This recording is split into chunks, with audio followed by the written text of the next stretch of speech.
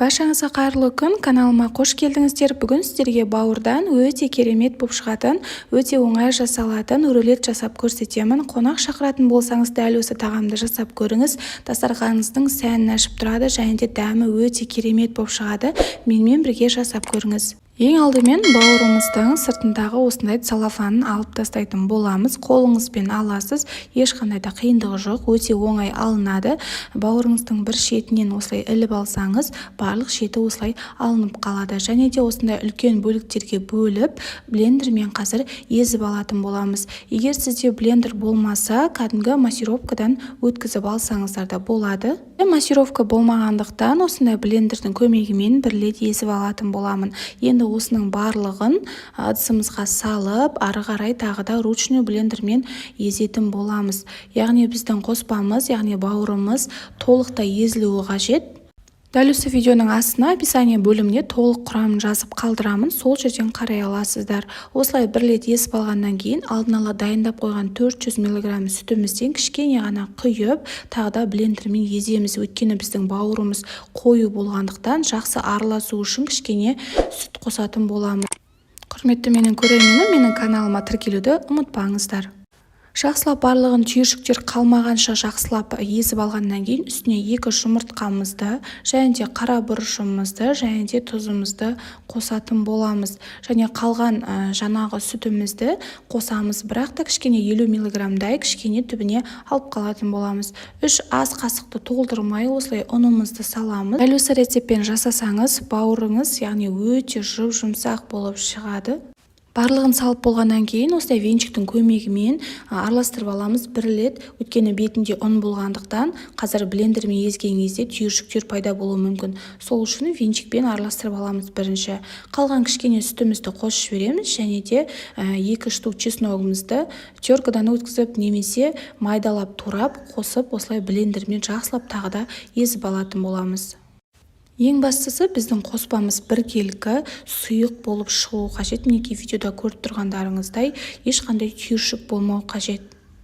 Осымен біздің қоспамыз дайын. Енді табамызды осылай кішкене ғана май құйып, щетканың көмегімен жақсылап барлық жеріне майды жағып шығамыз. Жай отта пісіретін боламыз. Бір ошау, сосын тағы да кішкене құйып, осылай барлығын айналдырып, бір тегіс қылып, әдемі қылып пісіріп алатын боламыз. Бізде бауыр өте тез піседі, бар жоғы 1,5-2 минутта піседі. Бетінде осындай кішкене қызару пайда болғанда екінші жағына аударамыз.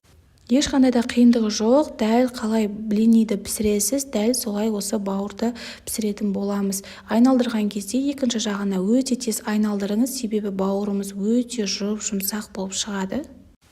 Дәл осылай барлығын пісіріп аламыз. Сіздерге түсінікті болу үшін тағы да бір рет көрсетемін. Осылай табамызды майлап, осылай құйып шығамыз, айналдырып барлық жеріне жеткіземіз. 1,5-2 минуттан артық ұстамаймыз, себебі бауырымыз тез пісетін болғандықтан бірден күйіп кетуі мүмкін, яғни жабысып қалуы мүмкін. Сондықтан қасында тұрып, қарап отырып пісіріп алатын боламыз. Осылай екінші бетіне тез аударамыз. Көріп тұрғандарыңыздай ешқандай да қиындығы жоқ. Мен бірінші рет жасасам да дәл осындай әдемі, әлі керемет болып шықты.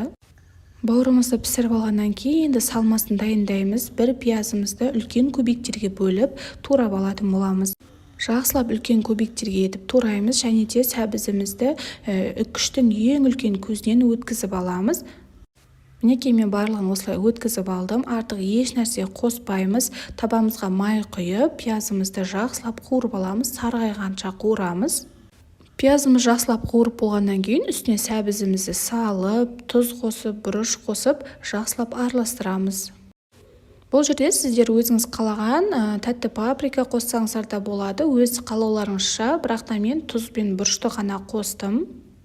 Жақсылап араластырып, кішкене ғана су құямыз да, баяу отта бұқтырып қоямыз, шамамен 10 минуттай тұруы қажет. Мінекей мен бауырларым барлығын пісіріп алдым, шамамен 10-дан астан аса шықты.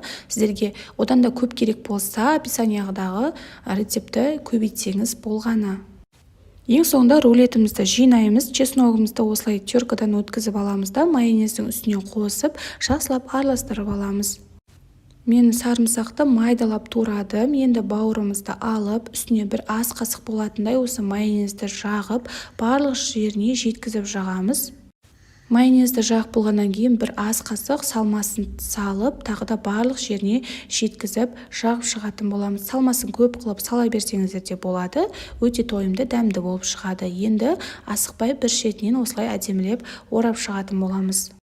Біз дәл қазір бауырдың рулетін жасап жатырмыз. Бауыр тортын жасасаңыз да дәл осы рецептпен жасайсыз. Тек оны осылай орамайсыз. Бірінен соң үстіне бірін салып бауырдан торт жасасаңыз болады.